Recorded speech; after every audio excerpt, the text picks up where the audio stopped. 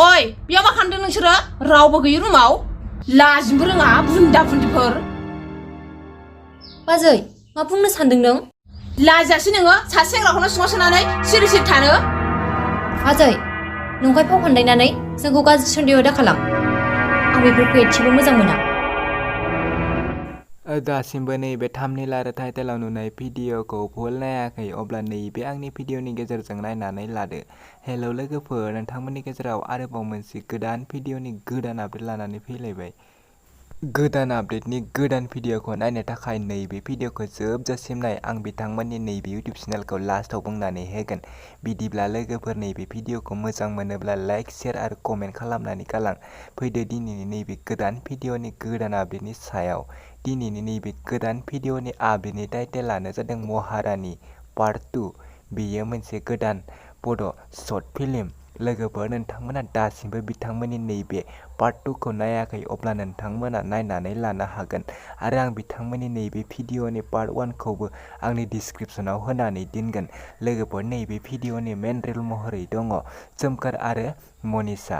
नैबे भिडिअखौ बिथांमोना अलरेडि फुल आपल'ड खालामनानै होखाबाय आरो बे भिडिअनि कास्टिंफोरानो जादों रिमकि आरो बुहुमसा, गानाखान्था, रिता, देभराज। लोगोफोर, नैबे भिडिअआ जोबोरैनो मोजां जादों आरो बिथांमोना नैबे भिडिअखौ अलरेडि फुल आपल'ड खालामनानै होखाबाय। बे भिडिअनि डिरेक्सन आरो स्क्रिप्टआनो जादों पबनि नार्जारि आरो नैबे भिडिअनि प्रडिउसारानो जादों फोजाखां नार्जारि। नोंथांमोना नायनो थाखाय बिथांमोननि इउटिउब चेनेलाव थांनो नांगोन। बिथांमोननि इउटिउब चेनेलनि मुङानो जादों एफबि फिल्म प्रडाक्सन आरो आं बिथांमोननि बे भिडिअनि लिंकखौ डिसक्रिपसनावबो होनानै दोनदों। नोंथांमोना डिसक्रिपसनाव थांनानै बिथांमोननि नैबे गोदान भिडिअखौ नायहैदो आरो दासिमबो बिथांमोननि चेनेलखौ साबस्क्राइब खालामाखै अब्ला साबस्क्राइब खालामनानै होदो।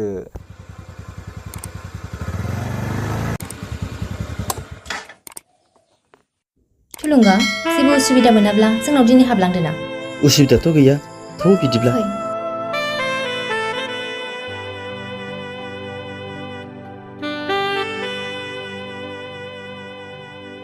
फै। औ।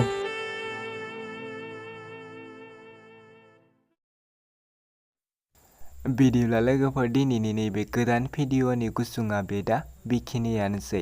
नोंथांमोनाबो बेफोरबायदिनो गोदान गोदान भिडिअखौ आंनि चेनेलनि गेजेरजों आपडेट खालामनो सानदोंब्ला नोंथांमोना कमेन्ट बक्सआव कमेन्ट खालामनानै होदो। लोगोफोर, नैबे भिडिअखौ मोजां मोनदोंब्ला लाइक, शेयार आरो चेनेलाव गोदानब्ला चेनेलखौ साबस्क्राइब खालामनानै होदो। दिनैनि नैबे गोदान भिडिअनि गुसुं आपडेटआ बेखिनियानोसै। नेक्स्ट भिडिअनि आपडेटखौ नोंथांमोननि गेजेराव थाबैनो लानानै फैफिनगोन। बेनिखायनो आंनि चेनेलखौ साबस्क्राइब खालामनानै बेल आइकनखौ अलाव क्लिक खालामनानै लाखि।